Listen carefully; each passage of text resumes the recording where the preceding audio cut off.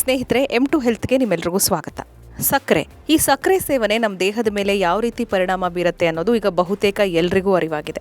ಅತಿಯಾದ ಸಕ್ಕರೆ ಸೇವನೆ ಬಹಳ ವೇಗವಾಗಿ ನಮ್ಮ ದೇಹದ ತೂಕವನ್ನು ಹೆಚ್ಚಿಸುತ್ತೆ. ನಮ್ಮ ರಕ್ತದಲ್ಲಿ ಸಕ್ಕರೆ ಮಟ್ಟ ಹೆಚ್ಚಾದ್ರೆ ಟೈಪ್ 2 ಡಯಾಬಿಟೀಸ್ಗೆ ಮುಕ್ತ ಆಹ್ವಾನ ಸಿಗುತ್ತೆ. ಸಿಹಿ ಸೇವನೆ ನಮ್ಮ ಹಲ್ಲುಗಳನ್ನ ಹಾಳು ಮಾಡುತ್ತೆ. ಹೃದಯ ಮತ್ತು ಲಿವರ್ ಆರೋಗ್ಯ ಸಹ ಹಾಳಾಗುತ್ತೆ. ಇದರಿಂದ ಚರ್ಮದ ಕಾಂತಿ ನಾಶ ಆಗುತ್ತೆ. ನಮ್ಮ ಮುಖ ಬೇಗ ಸುಕ್ಕುಗಟ್ಟತ್ತೆ. ಸಕ್ಕರೆಯಿಂದ ತಯಾರಿಸಿದ ಯಾವುದೇ ಸಿಹಿ ಪದಾರ್ಥ ಎಲ್ಲರಿಗೂ ಅಚ್ಚುಮೆಚ್ಚು. ಯಾಕಂದ್ರೆ ಸಕ್ಕರೆ ಕೊಡುವ ರುಚಿನೇ ಅಂತದ್ದು. ಇದು ಒಂಥರ ಅಡಿಕ್ಷನ್. ಶುಗರ್ ಕ್ರೇವಿಂಗ್ಸ್ ಅಂತೀವಲ್ಲ, ಇದು ತುಂಬಾ ಡೇಂಜರಸ್. ತಿಂತಾ ಇದ್ರೆ ಪ್ರತಿದಿನವೂ ಬೇಕು ಅನ್ಸುತ್ತೆ. ಇಂಟರ್ನ್ಯಾಷನಲ್ ಡಯಾಬಿಟೀಸ್ ಫೆಡರೇಷನ್ ಅವರ ಒಂದು ಸಂಶೋಧನೆ ಪ್ರಕಾರ ನಮ್ಮ ದೇಶದ 10 ಜನರಲ್ಲಿ ಒಬ್ಬರಿಗೆ ಡಯಾಬಿಟೀಸ್ ಕಂಡು ಬರ್ತಿದೆ. ಅತಿ ಹೆಚ್ಚು ಮಧುಮೇಹಿಗಳು ಇರೋ ದೇಶಗಳ ಪಟ್ಟಿಯಲ್ಲಿ ಭಾರತಕ್ಕೆ 2ನೇ ಸ್ಥಾನ. ಇನ್ನು 10 ಕೋಟಿ ಭಾರತೀಯರು ಪ್ರೀ ಡಯಾಬಿಟಿಕ್ ಆಗಿದ್ದಾರೆ. ಅಂದ್ರೆ ಟೈಪ್ 2 ಡಯಾಬಿಟೀಸ್ಗೆ ಬಹಳ ಸನಿಹದಲ್ಲಿದ್ದಾರೆ ಅಂತ ಅರ್ಥ. ಯಾಕೆ ಡಯಾಬಿಟೀಸ್ ಬಗ್ಗೆ, ಸಕ್ಕರೆ ಸೇವನೆ ಬಗ್ಗೆ ಇಷ್ಟೆಲ್ಲ ಹೇಳ್ತಾ ಇದ್ದೀವಿ ಅಂತ ಯೋಚನೆ ಮಾಡ್ತಾ ಇದ್ದೀರಾ? ಎಸ್, ಇವೆಲ್ಲ ಹೇಳೋದಕ್ಕೆ ಕಾರಣ ಇದೆ. ನಿಮ್ಗೆ ಡಯಾಬಿಟೀಸ್ ಇದ್ದು ಬ್ಲಡ್ ಶುಗರ್ ಕಂಟ್ರೋಲ್ಗೆ ಬರ್ತಿಲ್ಲ ಅಂದ್ರೆ ನಿಮ್ಮ ದೇಹದಲ್ಲಿ ಸಕ್ಕರೆ ಪ್ರಮಾಣ ಹೆಚ್ಚಾಗದೇ ಇರೋ ಹಾಗೆ ನೋಡ್ಕೊಳ್ಳೋದು ಹೇಗೆ? ಕೆಲವರು ಎಷ್ಟೇ ಡಯಟ್ ಮಾಡಿದ್ರು, ಕಟ್ಟುನಿಟ್ಟಾದ ಆಹಾರ ಪದ್ಧತಿನ ಪಾಲಿಸಿದ್ರು, ಪ್ರತಿದಿನ ವಾಕಿಂಗ್ ಹಾಗೇನೆ ವ್ಯಾಯಾಮ ಮಾಡಿದ್ರು ಕೂಡ ರಕ್ತದಲ್ಲಿ ಸಕ್ಕರೆ ಮಾತ್ರ ಕೆಳಕ್ಕೆ ಇಳಿತಾ ಇಲ್ಲ ಅನ್ನೋದನ್ನ ನೀವು ಕೇಳಿರ್ತೀರಿ, ನೋಡಿರ್ತೀರಿ. ಹೀಗಾಗಿ ಪ್ರಕೃತಿ ನಮಗೆ ಕೊಟ್ಟಿರೋ ಈ 3 ಅದ್ಭುತ ತರಕಾರಿಗಳನ್ನ ನಿಯಮಿತವಾಗಿ ಅಡುಗೆಯಲ್ಲಿ ಬಳಸಿದ್ರೆ ನೀವು ಡಯಾಬಿಟೀಸ್ನ ಕಂಟ್ರೋಲ್ ಮಾಡಬಹುದು. ನಿಮ್ಮ ರಕ್ತದ ಸಕ್ಕರೆ ಪ್ರಮಾಣ ಹೆಚ್ಚಾಗದ ಹಾಗೆ ನೋಡ್ಕೋಬಹುದು. ಹಾಗಾದ್ರೆ ಬನ್ನಿ ಆ ಮ್ಯಾಜಿಕಲ್ ತರಕಾರಿಗಳು ಯಾವುವು ಅಂತ ನೋಡೋಣ.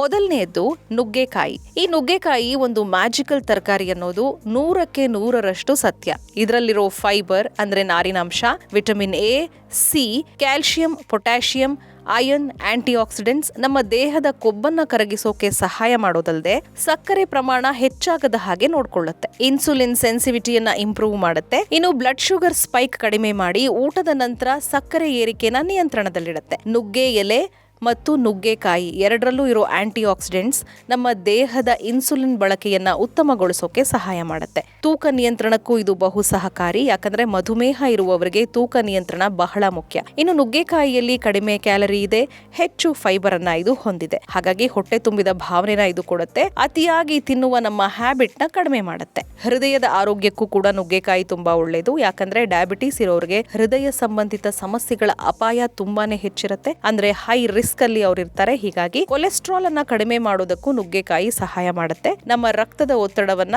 ಸಮತೋಲನಕ್ಕೆ ತರೋದ್ರಲ್ಲೂ ಕೂಡ ಇದು ಎತ್ತಿದ ಕೈ. ದೇಹದ ಉರಿಯೂತ ಅಂದ್ರೆ ಇನ್ಫ್ಲಮೇಷನ್ ಅನ್ನ ಕಡಿಮೆ ಮಾಡೋದಕ್ಕೆ ನುಗ್ಗೆಕಾಯಿ ಸಹಾಯ ಮಾಡುತ್ತೆ. ಹಾಗಾದ್ರೆ ನುಗ್ಗೆಕಾಯಿನ ನಾವು ಹೇಗೆ ಸೇವಿಸಬೇಕು?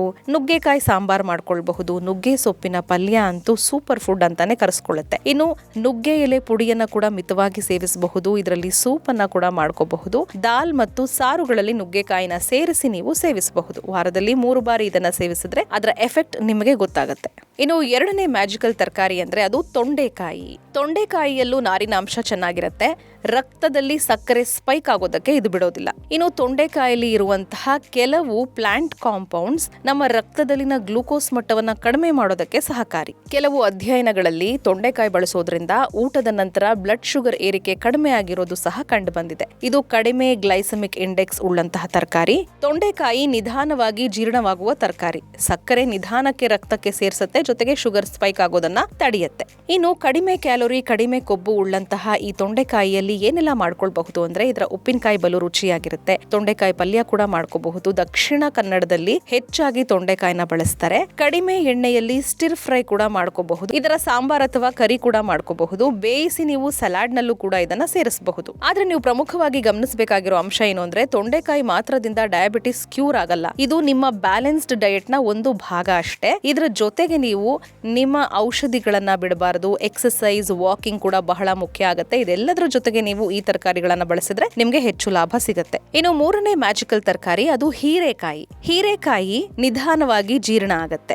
ಇದು ಕೂಡ ನಿಧಾನಕ್ಕೆ ಸಕ್ಕರೆನ ಅಬ್ಸರ್ವ್ ಮಾಡೋ ಹಾಗೆ ಮಾಡುತ್ತೆ. ಇನ್ಸುಲಿನ್ ಸೆನ್ಸಿಟಿವಿಟಿಯನ್ನ ಇಂಪ್ರೂವ್ ಮಾಡುತ್ತೆ. ನಮ್ಮ ರಕ್ತದಲ್ಲಿನ ಸಕ್ಕರೆ ಮಟ್ಟವನ್ನ ಸ್ಥಿರವಾಗಿಡೋಕೆ ಇದು ಸಹಕಾರಿ. ಇದು ಕಡಿಮೆ ಕ್ಯಾಲೋರಿ ಮತ್ತು ಕಡಿಮೆ ಕಾರ್ಬೋಹೈಡ್ರೇಟ್ ಉಳ್ಳಂತಹ ತರಕಾರಿ. ತೂಕ ನಿಯಂತ್ರಣಕ್ಕೆ ಹೀರೆಕಾಯಿ ಸಹಾಯ ಮಾಡುತ್ತೆ. ಒಬೆಸಿಟಿ ಕಡಿಮೆ ಮಾಡೋ ಮೂಲಕ ಡಯಾಬಿಟಿಸ್ ಮ್ಯಾನೇಜ್ಮೆಂಟ್ಗೆ ಇದು ಅತ್ಯುತ್ತಮವಾದಂತಹ ತರಕಾರಿ. ಇದರಲ್ಲಿ ಹೆಚ್ಚು ನೀರಿನ ಅಂಶ ಇರೋದ್ರಿಂದ ನಮ್ಮ ದೇಹವನ್ನ ಹೈಡ್ರೇಟೆಡ್ ಆಗಿಡೋದಕ್ಕೆ ಇದು ಸಹಾಯ ಮಾಡುತ್ತೆ. ಇನ್ನು ಡಯಾಬಿಟಿಕ್ ಕಾಂಪ್ಲಿಕೇಶನ್ಸ್ ನ ಕಡಿಮೆ ಮಾಡೋದಕ್ಕೆ ಹೀರೆಕಾಯಿ ನೆರವಾಗಬಹುದು. ಹಾಗಾದ್ರೆ ಹೀರೆಕಾಯಲ್ಲಿ ಏನೆಲ್ಲ ಮಾಡಬಹುದು? ಹೀರೆಕಾಯಿ ಪಲ್ಯ ಮಾಡ್ಕೊಂಡು ತಿನ್ನಬಹುದು. ಇದರ ಸಾಂಬಾರ್, ಸೂಪ್, ದಾಲ್ ಜೊತೆ ಬಳಸಬಹುದು. ಕಡಿಮೆ ಎಣ್ಣೆಯಲ್ಲಿ ಇದರ ಕರಿಯನ್ನ ತಯಾರಿಸಿಕೊಳ್ಳಿ. ಇದರ ಬೋಂಡ ಮಾಡ್ಕೊಳ್ಳೋದಾಗ್ಲಿ ಅಂದ್ರೆ ಡೀಪ್ ಫ್ರೈ ಮಾಡಿಕೊಂಡು ಬಳಸಬಾರದು. ಹೆಚ್ಚು ಉಪ್ಪನ್ನು ಕೂಡ ಇದಕ್ಕೆ ಬಳಸಬಾರದು. ಈ ಎಲ್ಲಾ ತರಕಾರಿಗಳ ಬಳಕೆ ಜೊತೆಗೆ ನಿಮ್ಮ ಎಕ್ಸರ್ಸೈಸ್ ಅನ್ನ ನೀವು ಮರಿಬಾರದು. ಜೊತೆಗೆ ವೈದ್ಯರು ಕೊಟ್ಟಿರುವಂತಹ ಔಷಧಿಗಳನ್ನ ತೆಗೆದುಕೊಳ್ಬೇಕಾಗತ್ತೆ. ಬ್ಲಡ್ ಶುಗರ್ ನ ನಿಯಂತ್ರಣದಲ್ಲಿ ಇಟ್ಕೊಳ್ಳೋದಕ್ಕೆ ನೀವು ಯಾವ ಡಯಟ್ ನ ಫಾಲೋ ಮಾಡಿದ್ರೆ ಒಳ್ಳೇದು ಅನ್ನೋದ್ರನ್ನ ನಿಮ್ಮ ಡಯಟಿಷಿಯನ್ ಅಥವಾ ನಿಮ್ಮ ಫಿಸಿಷಿಯನ್ ಹತ್ರ ನೀವು ಕೇಳಿ ತಿಳ್ಕೊಳ್ಬಹುದು. ನಿಮ್ಗೆ ಏನೇ ಪ್ರಶ್ನೆಗಳಿದ್ರು ಕೂಡ ನೀವು ನಿಮ್ಮ ವೈದ್ಯರನ್ನ ಸಂಪರ್ಕಿಸೋದು ಒಳ್ಳೇದು. ಆರೋಗ್ಯವಂತ ಭಾರತ ನಿರ್ಮಾಣ ನಮ್ಮ ಗುರಿ. ನೀವು ಕೂಡ ಆರೋಗ್ಯವಾಗಿರಿ ಅಂತ ಹೇಳ್ತಾ ಮುಂದಿನ ವಿಡಿಯೋದಲ್ಲಿ ಮತ್ತೊಂದು ವಿಷಯವನ್ನ ನಾನು ನಿಮಗೆ ತಿಳಿಸ್ಕೊಡ್ತೀನಿ. ಅಲ್ಲಿವರೆಗೂ ನಮಸ್ಕಾರ.